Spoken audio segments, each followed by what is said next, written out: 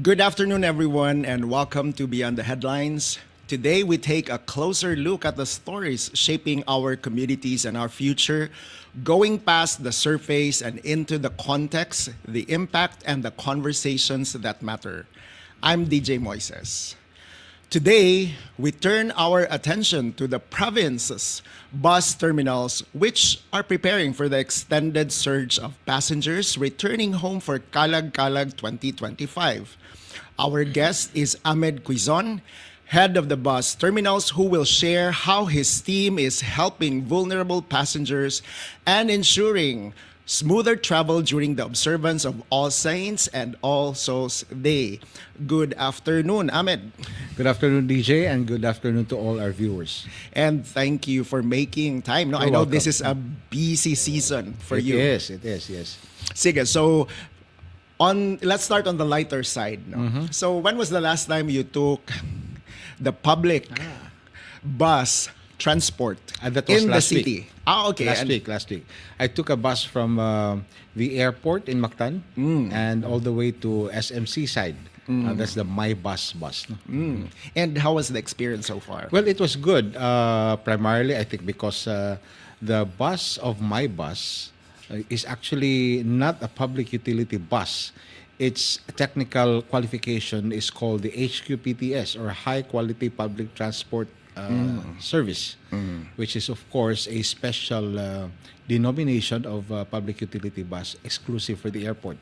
But since it passes along our streets, so I wanted to take it rather than take PUJ, and it would take me several rides going to the city. So with My Bus, I can only take one ride straight to the city.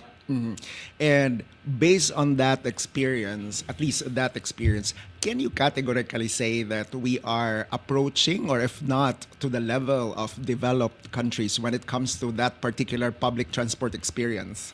Yes, we are. Oh, I'm sure we are. This is not because I was the one who actually granted the franchise for that bus system when I was still with the LTFRB7. No, but in fairness to our bus operators in Cebu, I think everyone is trying to shape up and be attuned with the demands of modern transportation. Now, you mentioned actually that you had a significant role as well, no? Which is also just as significant with your role today, but that one offered a different context. So for the benefit of our viewers, in case you do not know, Ahmed actually here served as Regional Director of LTFRB for regions now, prior to becoming the head of the bus terminals here in Cebu. So with that experience and that context, how did that shape your understanding? So this man is already zooming out muna, no, of the Cebu transport system. Well, I can describe it this way. My role in the LTFRB before was such that it gave me a macro perspective of the transportation system and the transportation industry, whereas my work now as administrator of the Cebu North and South bus terminals gives me a micro perspective of how the entire industry and the entire transportation system works. Before, we had policy making, and I was on top of things in 4 regions, and now we are more in the implementation of the policies that were formulated by LTFRB, and this implementation now goes down to how the operators of these buses actually operate the respective units in the terminals that we supervise. So what was the biggest realization, no, from being regulating operators to now more directly serving passengers? No? So how did the picture look like from the boardroom to the terminal grounds? Interesting question.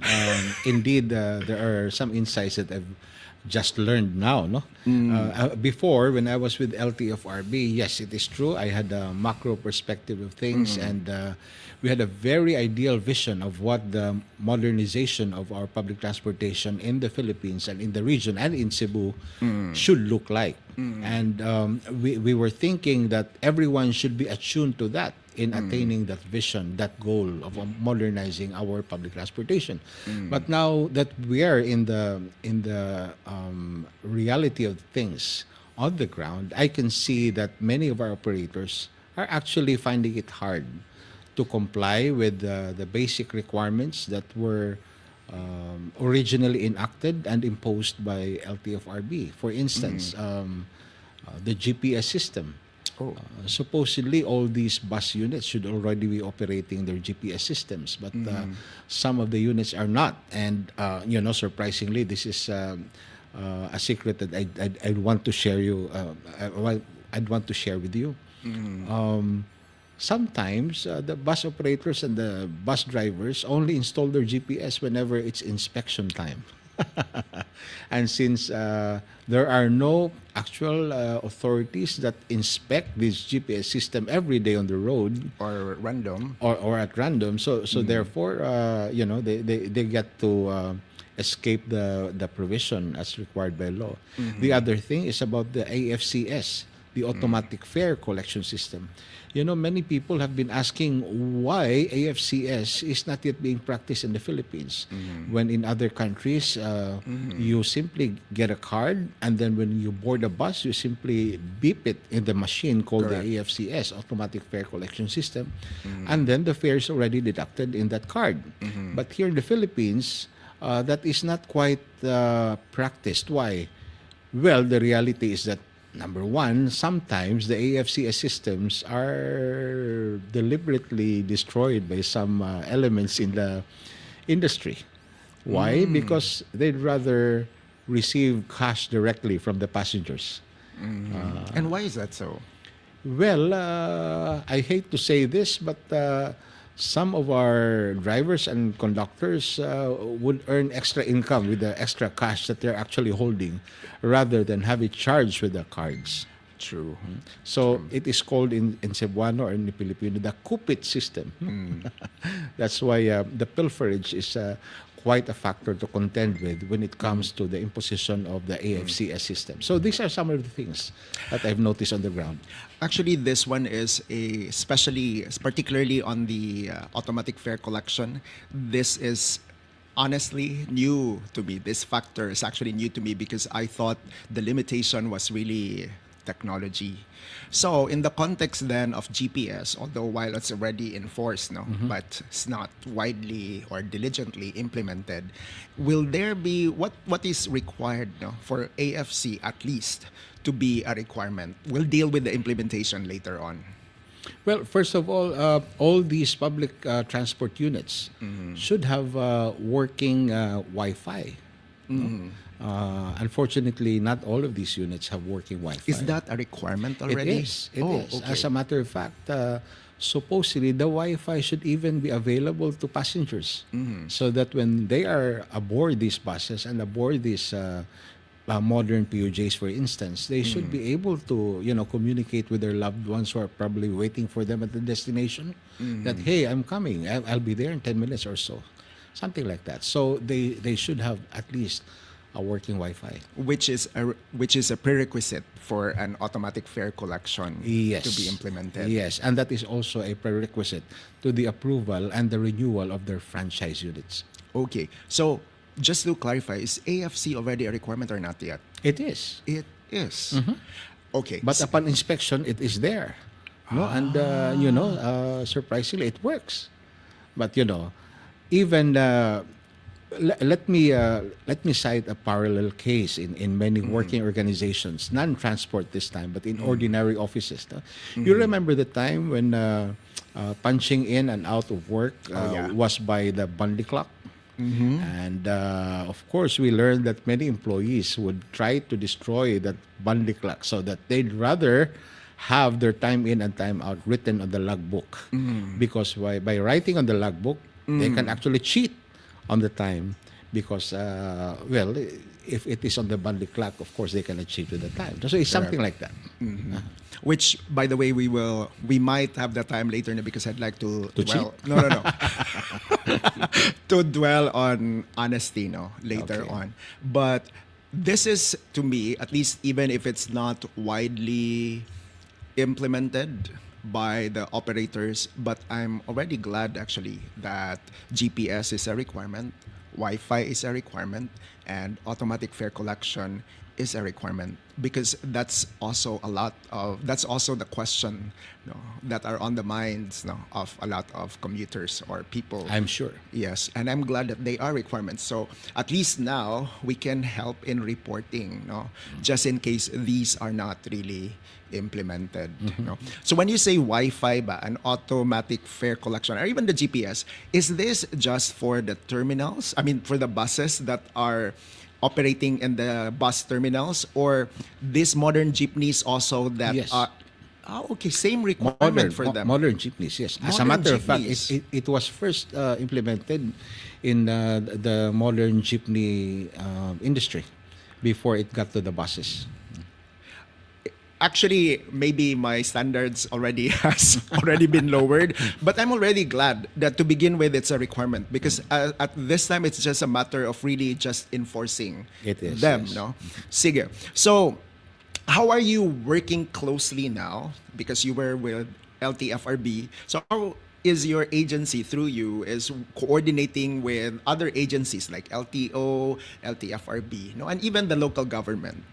Well, I'm now working closely, as you said, with these agencies, and they are, of course, glad that I'm there, because now even the requirements of bus terminals are already upgraded, no? Because terminals, by the way, are also under the supervision of the LTFRB, and by having somebody from LTFRB actually oversee the terminals is a plus factor already for the implementation of these basic requirements of the LTFRB, such that, for instance, our bus terminals now have PWD ramps. There wasn't any before, so I immediately instituted that in order to cater to some of our vulnerable passengers who need the PWD ramps in going to the terminal and in boarding the buses. No? The other thing about being with the terminal is that there are other requirements by law, by LTFRB, that I can easily implement because I know what these are. And for instance, matters about security, matters of passenger comfort. And one of these is, of course, the provision of free comfort rooms, which is actually required by law for terminals to operate. And well, I'm just very glad that we have the same frame of mind with our Cebu governor, Pamela Baricuatro, who is also, of course, very, shall we say, attuned with the interests of the passengers. Well, you know, she was with the air transportation industry for quite a while, so I'm sure she is very much sensitive to the needs of passengers in airports and in airplanes. And by the way, I also used to be assistant general manager of Mactan Airport, so on that score, we do have It's an like a alignment. semi-full circle. Yes, yes. So there are things that we can really agree on, and one of these is the provision of free comfort rooms in the terminals. Of course, there were already free comfort rooms before in the terminals, but well, you know, if you've seen them before, these were smelly and you know, very unkempt and very unsanitary. But now, because of the directive of the governor, we have already, through Top Line Foundation, constructed very beautiful and functional and free comfort rooms in the terminals, and I'm sure a lot of people are appreciating this already. The other paradigm, and in which I would also like to be educated, and the other viewers also, and maybe because again my standards have already been lowered, no, Compromised. compromised. So the impression is if a toilet is free, the maintenance normally is challenged. So that's why there are public commuters like me who are willing to pay as long as we are assured that these facilities are actually well maintained. So how also do we ensure that now that these are nice and can be availed for free, but how can we also assure that they can be maintained in the long run? Well, first of all, we have dedicated personnel for this purpose. Before, the janitors in the terminal were in charge not only with the comfort rooms but also with the rest of the terminal facilities. But now, just to ensure that these free, clean, and modern comfort rooms are well maintained, we have dedicated special personnel whose job is really just to maintain those CRs and not to clean other parts of the terminal. So I think that's one of the important things that we have made in order to ensure that maintenance of these free and clean and modern comfort rooms are good. And where is the cost of maintaining these taken from? Well, the maintenance, of course, is taken from basically just have to pay for the salaries Okay. of extra janitors. Okay. And so it's the province that pays them because they're employees of the provincial government of Cebu.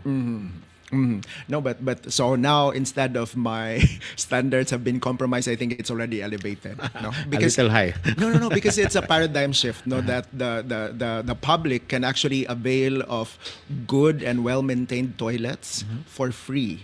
No, because that's a paradigm shift from the old mindset, no, or belief that I had before. So That's true, and I don't blame you because that's a sad thing in the Philippines because even public buildings, even city halls. I mean, you go to all these establishments and most likely the CRs would be not well maintained. And Separate from the malls. Of course, in the malls, in private establishments, these are well maintained. But when you go to public buildings, it's a different thing. yeah, and there's always at least the perception, no? The perception that if you want this to be maintained, then you have to pay a little. No? That's true, So that's this true. is a good paradigm shift. Yes, although I have to emphasize that in the South Bus Terminal now, there are two kinds of CRs. One is for pay and one is free. No, the other CRs which are operated by a private firm are still there because we reviewed the contracts that they have with the provincial government, and these are still valid contracts, and we have to honor anything that is valid and legal. So they're still there, and we're just giving them a run for their money by operating our own public CRs, which are at par, if not even of greater values and amenities than the CRs that they operate. And although it would have been more effective, no, if there's just one operating, and I agree with you, but we're already in this situation. In my opinion, the other good thing about this, it's because the commuters can also see eventually if the transition will happen to just free and no more pay, they get to see that actually we're getting the same, if not even better service, and this one is for free. That's right. I agree with you. Yeah. So now, in the context also about fairness when it comes to bus operators, because there are companies that are smaller compared to the others. So how do you manage that also? Well, when the new administration took over, we had complaints about unfair practices. No? There were allegations that, for instance, our ticketing, the private company that is in charge of ticketing bookings at the terminal, there were allegations that they were partial in favor of a big operator. No? So what we did was we instructed them to build more booths so that the other smaller companies will also have specific booths by which their customers can easily approach if they want to. There were only a limited number of booths before, and these were dominated by the giant bus companies. But now even the small ones also have their own booths now. So that the passengers, when they go to the terminal, can already choose. So The experience is the same, no? yes, Regardless, relatively the same or fair. yes, and one good thing about the Baricuatro administration is that it believes in fair play and free competition. Which is another development. Yes, definitely, I can say so. Yeah, because the context of that actually is sometimes, and I think it's alluding to the honesty, which maybe we will have time later on to discuss. That's also the compromised version, and sometimes people have already accepted that being subjected to unfair treatment is part of life. And I'm glad actually that there are organizations such as yours, the current administration, who wants to change that. No, That's that right, fairness is deserved. No, it's not something we have to earn. That's true. That's true. Rich or poor, everyone should be given the same kind of service and accommodation. And you mentioned about PWD earlier, no, but I'd like you more to elaborate on the improvements in the terminal. No, so what are the things? I mean, the options or the amenities, no, that people can now expect, and what can they expect also for the added convenience and amenities also in the future? Well, one of the things that we're developing now is an app where, similar to an airport, where you can easily monitor the arrivals and departures of your flight. We're having that now in the terminals. And just this morning, when I left for this interview, the IT people were already installing it in my desktop. And maybe by next week or the week after next, we'll be able to see it up and running in our televisions at the terminals. And by the way, we'd also like to tell you that we purchased 8 very big televisions for the public to appreciate the bus arrivals and departures. No? But then, of course, all of this will still be dependent on a lot of things. For instance, the cooperation of the operators in allowing us access to the GPS, because the GPS system plays a big role in the arrivals and departures. No? And Yeah, because if there will be delays, that's yeah, right, at least yes. you know. But aside from that, of course, we're also depending on the inputs from Google and Waze. No? A lot of people are very disappointed sometimes, and I've been getting this a lot. They saying, I've been here holding this ticket for the last 3 hours, but I still haven't seen the bus arrive, or something like that. No? We just have to explain to them that there are things which are beyond our control. For instance, heavy traffic in Biglanilla and Talisay will hold the buses there for long, so that the turnaround trips of these buses, of course, will take a very long time. No, but then, of course, we just have to announce that every 15 minutes on our public address. But this app system now will be better. Why? Because real time, they will appreciate it, because they can see it up by themselves up on the TV on what's happening outside, including the delays, the arrival, the scheduled departure, etc.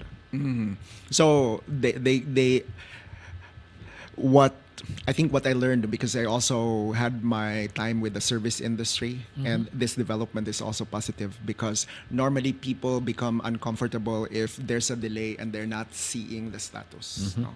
So it's easier to accept that there is a 2-hour delay or a 3-hour delay compared to there is a delay, but I don't know for how long. Yes. At least there's an assurance that Yes. the bus is really coming. What about, because I've also heard that you're doing developments also specific to pregnant women, no? Impregnating them? No. For those who were already impregnated. Well, one thing that we're introducing right now, no, for today and tomorrow, as you very well know, we are in the thick of arrangements and operations of our Oplan Kalag-Kalag 2025. This is an annual peak season for passengers at the terminals, All Saints Day and All Souls Day. No? Governor Baricuato doesn't want the usual queue where passengers at the bus station will line up all the way to Imol, for instance, just to get a ride inside the Cebu South Bus Terminal. And she wants us to diffuse the number of people that is crowding inside the terminal. So one of the things that we're introducing right now is, well, as I've always told other people about this, and I just inspected it a while ago, the provision of satellite bus terminals. No, in the north, people don't have to converge at the SM North Bus Terminal, because there is also a separate alternate satellite terminal that we are now opening at the Ceres Garage beside SNR in Mandaue Reclamation Area. The other satellite terminal that operates alongside the Cebu South Bus Terminal is the one in Kinasangan, Barangay Parlo in Cebu City. This is also another Ceres bus garage that we are now temporarily operating for just 2 days as an alternative terminal, so that people in Pardo, in Talisay, in Migdalilla do not have anymore to go to South Bus Terminal just to get a ride. They can simply go to their neighborhood satellite terminal to take a ride there. But when it comes to vulnerable people, this is also the order of the governor. If we see that there will still be a lot of people lining up for bus rides at either the North Bus Terminal and South Bus Terminal, we will have rescue buses in the form of libreng sakay. These are free rides. When the lines grow long, we have personnel from the capital who will go to the lines and talk to people there and identify vulnerable, such as senior citizens, pregnant women, PWDs, and even small children, and give them coupons. Right? As soon as that is done, we will call in our libreng sakay buses. These are tourist buses. These are not just ordinary buses. These are top of the line, because these are tourist buses operated by one of the biggest transport cooperatives in Cebu, Citrasco. So we will call it in, and then all those who were given coupons, who were identified earlier as vulnerable passengers, will be able to board those buses. And this can go all the way to, in the south, to... That's right. To Oslob. And then in the north, all the way to Daan Bantayan. Yes, Daan Bantayan, Medellin, yes. Okay. So therefore, this is one way of eliminating the long queues of passengers in both the North Bus and the South Bus Terminal. And specifically, it will answer the need of providing priority rides, free at that, to our vulnerable passengers. And by the way, I like the idea on the satellite terminals because it's a more proactive approach with the surge of passengers. When will the satellite terminals start to operate, and when will this end also? Well, actually, they've started operating already this morning. Very good. 12:01 a.m. up to 12 p.m. by tomorrow. So for 2 days only. For 2 days. 2 days. Yeah. And then the other question that I have is, by how much was the fleet increased, just for the holiday season? I mean, just for this holiday season, because I know there's still Christmas. I heard that LTFRB Region 7 has already approved more than 100 special permits. Just for this one? For buses, yes. So that means Cebu will now have more than 100 buses to ferry our passengers. And I even heard that, for instance, one of the bigger bus companies, the Valyacar or Ceres, has augmented their units here by some units from Negros Oriental that have crossed over to Cebu just to add to the number of units that they're operating here in Cebu. And in our previous episodes, although this is, don't worry, we're not going to talk about flood now. But in our previous episodes, we've always wondered why rainy season is something that the Philippines experience every year, and why little has been done about the flooding. And the reason why I connected to this, because this is also a relief, because we've been having All Saints Day and All Souls Day through the years, and I'm glad also that all the lessons that were learned in the past in terms of public commute is being taken account now. So I'm all the best now. Thank you. And all the things that you and the local, the Cebu provincial government now are doing. And by the way, this is just a practice, because this will now be our template for every peak season. Correct. That means whatever weaknesses, whatever defects that we will observe in this satellite bus terminal operations now will surely come out in the evaluation, and we will improve on them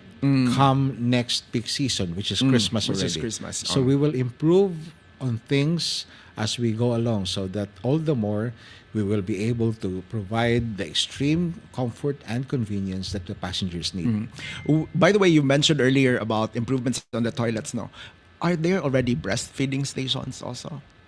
Well, they can actually do that in the PWD CR. No, by the way, the PWD CRs are also where the diaper changing tables are. Okay. No, and these the PWDs actually serve different purposes. Number one, it serves PWDs. Number two, it serves the diaper changing purposes. No? Number three, it can also be a a family comfort room. You know, if you have a couple with kids, you can all go there because there's only it's a big area. No? Actually, And it's also an LGBT CR. and by the way, maybe I'm just behind, no, in terms of understanding these dynamics. But to me, this is also a positive development because I know of certain parents that they have awkward situations in which their kid is a boy and accompanied by a mother. And which CR will they go, no? Because the boy needs to be accompanied by a parent. This one is the answer to that. That's right. And not only that, in the female CR, actually, you will notice if you go inside the female CR, you will wonder how come there's a urinal there, but the urinal is purposely made low, and that's for a boy. Yes. So if there's a mother with a boy along and wants to use the CR, of course she goes inside the women's CR. But if the boy also needs to go, well, there's a urinal near the John. And by the way, this is on a personal note, this to me is thoughtfulness because thoughtfulness are actually found in the little things that actually matter. Thank you. Yeah. So now let's talk about something more controversial in the sense that many people may have misunderstood. Okay, I will go now. This one. Let's talk about the no stopping policy. So can you elaborate more on this so that our viewers will better understand why there is such a rule as this? Well, number one, I have to tell the public that the bus terminal has nothing to do with it, okay? Now let's go. We can go. We can end the discussion. Just kidding. Okay. I heard that this is a policy instituted by the Cebu provincial government. I heard that this is also based on a local ordinance enacted sometime in 2009 yet, but has not been imposed or implemented since then. No? And it is only now that they are strictly implementing this in light of the forthcoming BRT operation. So I understand that the Cebu City Transportation Office is strictly doing this in order to decongest the Natalio Bacalso Avenue because, well, as everyone knows, it is a high traffic area. And so one of the ways with which they want to do away with bottlenecks in Natalio Bacalso is by prohibiting the stopping and the Correct. loading and unloading of buses there. But it was only upon the intervention of Governor Pam Baricuatro who personally asked Mayor Nestor Archival that from the south going to the Cebu bus terminal, there will only be 2 stops. And this will be in front of the CITU and USJR Basak. Because there are passengers who are students from the south and they need to disembark at these areas. Other than that, no other bus stop is allowed. No? So those who are not students, of course, can also disembark in those areas. You don't need to have a uniform that you're a Hosenian or a student of CIT just to be able to go down. And I know that you already issued the statement earlier, no, but just for your opinion, there are actually 2 sides of this, the way I see it. No, I appreciate that students now, especially for these 2 schools, no, at least they don't have to go all the way to the South Bus Terminal. I see value to that, especially if they are on an urgent academic priority. No? So they need to disembark right away. But on the other hand, there are also people who would say that the reason why these were enforced, supposedly, so that there would be a better efficiency in the flow of traffic because they are also in their own equally urgent priorities. No, so how are these two balanced? No, and what are your thoughts about this one? Well, Well, both of them are valid, man. yes, both of them are actually valid. No? I think it's just a matter of getting used to it. People are not yet used to what is being implemented now by the CCTO, but eventually we will get there. When people already start adjusting and they get used to it, I'm sure everything will work out fine. No? But mind you, the governor has also asked the mayor, and as well as the bus operators, they have also asked the mayor during a recent dialogue with the chief executive of Cebu City that there should be more bus stops aside from the two. No? So they're negotiating currently on identifying which 2 or 3 more bus stops are needed along those areas. Well, I do not know as of yet if they have already decided on that. But my take on it is that all these things, as you said, are just paradigm shifts. And sometimes it takes a while before it sets in. But when people get used to it already, I'm sure everything will work out fine. Just a kwan lang, because I remembered we had a guest who made a comment about this, but just to refresh myself at your expense. What is the farthest location from the city? And this sounds like kanang a quiz, no, but I really have a good intent for asking this, that the bus can actually stop at least before USJR and before CITU. What was the closest stop that they could do before the Cebu South Bus Terminal? Well, you'll be surprised if I tell you this. Get ready. There were no identified bus stops at all. That Since explains time it. immemorial. So that's why the city is complaining because That explains the it. bus stops, the buses just stop anywhere. And in fairness to the bus operators, it's not their fault because there were no designated or defined bus stops in the first place. So, in statutory construction, there is a rule that says what is not prohibited is allowed. And since these were not prohibited because there were no bus stops, so ergo, they were already used to stopping anywhere. Anywhere. Because, there were no designed bus stops. And the reason why I asked that question, because I remembered the idea, but not necessarily who the guest was. But somebody actually said that if a hub can just be made outside the congested road, and then that's where the students would get off, and then they commute all the way to USJR or all the way to CITU.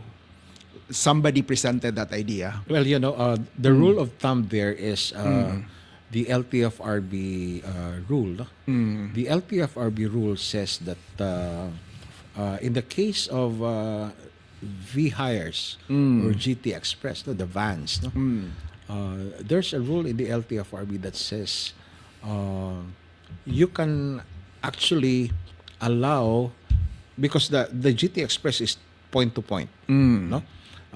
You go from your destination without any stops in between. It used to be that LTFRB was really very strict in that since the LGU is the one that defines which is the final destination, that will only be the destination where the passengers can disembark. But now LTFRB is a little loose on that, and they have allowed at least one more stop, which is 2 kilometers before the final destination. 2 kilometers so there's a limitation. before a terminal. So I'd like to suggest that if it is possible at all, a 2 terminal distance from the bus station would not be bad.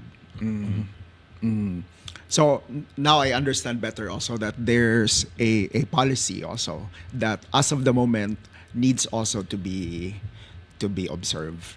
That's right. Now, there are also talks, and maybe these are fake news, no? So this is a good time to clear this, that the north and the south bus terminals eventually will be integrated. Yes. Okay, so this is fake news. Ah, yes. Okay, so Well, everyone has been saying that, and many people want that. And one of them is our governor now, Governor Pam Baricuatro. Her vision is the integration of the two terminals into one modern central terminal. No? And as a matter of fact, we were discussing this, and she even said that in order to promote more connectivity, she wants the terminal to be near the sea. Why? Because it should have a port. Should have a port. Why? Because when a terminal has its own port, so therefore, when passengers disembark at the terminal, they simply have to walk over to the sea vessel where they want to have another destination. It becomes a jumping off point, for instance. Can you imagine that people in Cebu City would still want to go to Oslo, Bato, just to be able to get a ferry to Dumaguete, di ba? Why not, for instance, if that sea vessel was available in the port right within the vicinity of the bus terminal, wouldn't that be wonderful? Di ba? So therefore, if we had, for instance, a bus terminal at the SRP, and then there's a small port there where sea vessels bound for Dumaguete are there as well. So immediately after you disembark at the terminal, you simply have to go to that sea vessel and go home to Dumaguete. And there, ladies and gentlemen, is a nice concept of connectivity. Why? Because once the BRT will be up and running, and it will also be passing by the SRP, where, for instance, the bus terminal will be, wouldn't it be wonderful that you can board the BRT also? Where you can go to the bus terminal where the buses are waiting to take you to the provinces, or you can go directly to the sea vessel and board your sea vessel going to Dumaguete or Siquijor or wherever you want to go. And yeah, because I think if there are also moves to connect airports now to make the transportation or the commuting experience better, I think this is also another approach now. Yes, and by the way, the SRP, if at all the new centralized modern terminal will be there, is already connected to the airport via the CCLEX. Di ba? So, Yeah. if, for instance, the bus terminal is there, you have easy access to the port and you have easy access to the airport as well. So you've mentioned already the space on CBRT. That's right. So I'm grabbing I'm grabbing this opportunity to transition towards that kanang interesting topic as well to discuss. No, I know you've mentioned this already in passing with the possibility of integrating it and possibly having one, for example, in SRP. But as the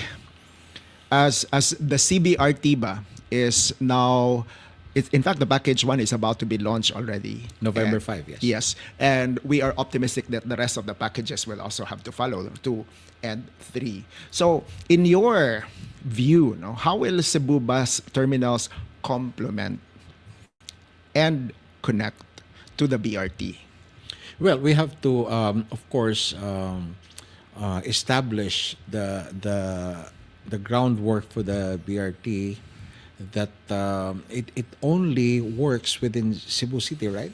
Yeah. Yeah. For a long time, the city government of Cebu has been asking other LGUs if they want to connect with the BRT so that it can be extended to their respective LGUs, but unfortunately, no takers. So therefore, until now, the BRT will only be confined to Cebu City. So if you're asking how the terminal will complement the BRT, of course, it will serve as the connecting factor to the provinces. And for instance, in the north and the south, Since BRT will only be within Cebu City, well, all the way to Danbantayan or all the way to Santander, you will still need the terminal because the buses are there. And since we have no railway system, we only have the BRT. And the BRT is only confined to the city. Therefore, the bus terminals will really still be very important. And the follow-up question actually is now leveraging on your experience now as regional director.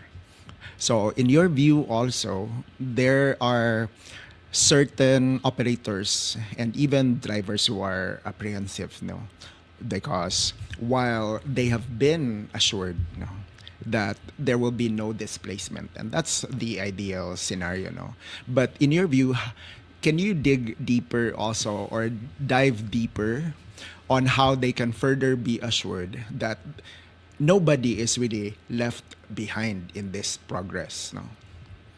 Well, actually, when the BRT was conceptualized many years ago, I sat in some of the meetings at the time, and the assurance was that number one, yes, there will be some routes that will be abolished because these will be directly Redundant. competing with the BRT route. No?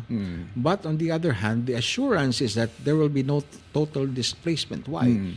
Because they will be rerouted simply to become the feeder routes of the BRT. We have to think of the BRT as a fishbone system where you have the bone of the fish right in the middle, and the smaller bones serve as the feeder routes, so that in boarding the BRT, you go through the feeder routes, you go to the station, and then you board the BRT. And on your way back from work, for instance, you simply have to go down the station where you took your ride earlier in the day, and then go back to your place of origin via the feeder routes. No? So it's like that. Therefore, to me, it should be very convenient, because if you've only been abroad, you see the wisdom of the railway system that operates exactly the same way. You have a main route, which is the fishbone route, and you have the feeder routes, which are actually feeding passengers to the stations. And if you have a car, you simply leave your car behind in the free parking areas of the stations, and then you board the train. And when you come back from work, you disembark at the train station, take your car, and then go home. Actually, that's one of the, you have touched one of the wish list also. Yeah, because that's also the usual question, at least for within my circle, that people ask, if they want to leverage on the BRT, where will they leave their cars? So that you've touched on something that's also valid, so I feel validated. Yes, we do need parking stations. We need parking areas at the stations. Correct, No? because Yeah, I see that also even in other countries. But the problem there right now is that yes, we have designated parkings. We have designated BRT stations, but do we have parking areas in these Correct. stations? No? That's one of the problems. And parking is already difficult in the capital area, for example. So That's where will I right, that's leave my right. car? That's right. But that's very convenient for me, because I now work at the capital, and I cross over to CS South Bus Terminal a few times in a day. So It's a dedicated yes, lane, That's no? right. So I simply leave my car in the capital, take Correct. the BRT going to South Bus Terminal, and I understand that I was told that from the capital going to Cebu South Bus Terminal, it only takes the BRT about 5 to 7 minutes. Can you imagine? Yes, Huh? for the dedicated lane. So instead of driving, Correct. which takes me about 20 minutes, why not take the BRT? And then that's very convenient for me. I don't have to spend any more for gasoline, and then take the BRT back and forth in the day, no problem. Just leave my car in the capital, and when I go back to Lapu-Lapu, that's the time I go back to capital, take my car, and go to Lapu-Lapu. So I think that's the advantage if parking spaces Are are available, that's because right. more people are willing to actually go That's through right. that route. Because yes, once we go through the dedicated lane, it's already efficient. Yes, because of course there are no road use conflicts there. Correct. Yeah. So now going back to your current role, and thank you for your candor, no, to also share to us your view about the BRTA, no. So now going back to your current role, this administration, yeah, I can still say this, no, only has 3 years at least for this term, no. So in the context of the bus terminals, ba, what can you tell our viewers as a reasonable expectation, no, that they can have for the next 3 years? Well, first of all, let's talk more about the North Bus Terminal. Okay. Oh, no problem with the South Bus Terminal because the property is owned by the Cebu province. No? So, in the next 2 or 3 years, it can still operate there because the property is owned by the government. The real problem is with the Cebu North Bus Terminal. Why? Because we have no government-owned space that It's can currently be, in SM now. yes, that can be used as a terminal in the north. It used to be that Mandawi operated the North Bus Terminal, but since that has closed down, since then the terminal has transferred to a private property owned by SM City, and our use of that space is dependent only on a use of rock agreement, and the use of rock agreement has actually ended during the time of former Governor Gwen Garcia, which was only last end of May, end of June, no? End of June, oh. yes. So until now, we have no new use of rock with SM because I heard that SM Manila is still trying to decide whether to continue the use of rock agreement with the province or not. So my appeal to the public is to be a little bit more patient with what we have at SM City now. As you can see, number one, of course, there's just a roof over our heads. There are no air condition there. No, it's a bit warm there. No, and right now even our CRs are just portalets. Oh yeah, because it's a temporary location. Yes, because the CRs there are actually operated by Mr. Luan, so therefore it's a paid CR. So since we are required by LTFRB to provide free CRs to the public, what we have done rather is we rented some portalets. But you know, disabuse your minds about the usual smelly portalets Yeah. that you may have been familiar with already. And scary to open the lid. No? This one is not. They are new, and I would even say that, you know, the experience of using our CRs now in the CNBT is like using the CR in the aircraft. Ah, These are nice. That's a good analogy. These are oh. nice CRs. No?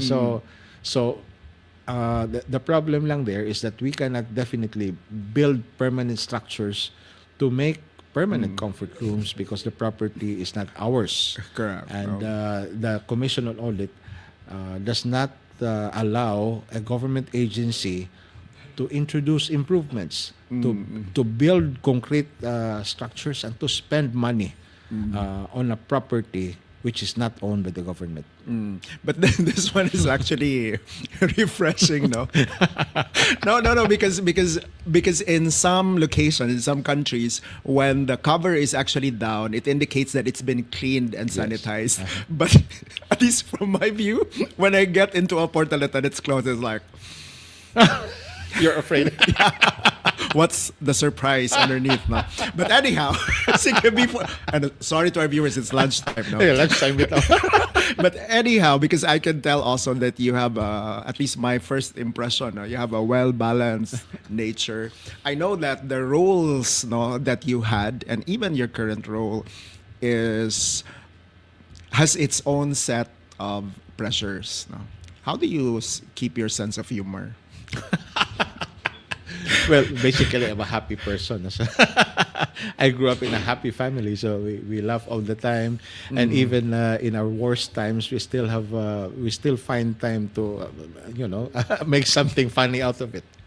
But one of the things that probably makes me be able to tackle this job with a bit of humor is that, well, we are very much attuned with the character of Filipinos ba? with characters of Cebuanos. We always try to make fun out of even the most miserable situation or condition. And we are not people who always complain or whine about many things. And since I'm also somebody, who grew up from a poor family, so whatever small things that come along our way, we appreciate. And so therefore, we look for a silver lining, no matter how sad or how unpleasant a situation may arise. And that explains why you're well balanced, no? Because we live in a much more complex but also just as beautiful world, no? Yes, indeed. And, No, so it depends on where we set the focus on. and as I always say, this is a bright world. You have a bright world. Same to you. Anyhow, before Chantal, no, will put back the prompter, do you have any final, no, in a good way, you have any final words? Yeah, that's. Well, it's All Souls and All Saints Day, Yes. so I guess you can say that now. For our commuters, no, this Kalag-Kalag 2025. Well, let's all have a meaningful and safe Kalag-Kalag celebration. I'd like to again tell our viewers that now we have two options in the north and two options in the south to board our buses leading to our destination. No? I'm not gonna say final destination, just destination. In the north, Earthly destination. yes. In the north, we still have the Cebu North Bus Terminal at SM City, but we have a satellite terminal at the area near SNR in Mandaue City. And then in the south, we also have the Cebu South Bus Terminal and another area operating as a satellite terminal in Kinasangan, Pardo, Cebu City. I would like to encourage you to avail of these alternative terminals in order not to get yourself in long queues or crowds at the usual terminals in the north and the south. And please also feel free to tell us of any feedbacks later on as to the services that we are offering you so that we can improve on them. Next time around, by the peak season of Christmas, we'll be able to improve on things that need to be improved. And that wraps up this edition of Beyond the Headlines, and we hope today's conversation helps shed light on the bigger picture behind the story. And once again, we'd like to thank our guest, Mr. Ahmed Cuizon, for helping us connect the dots in ways that matter. I'm DJ Moises, and thank you and good afternoon.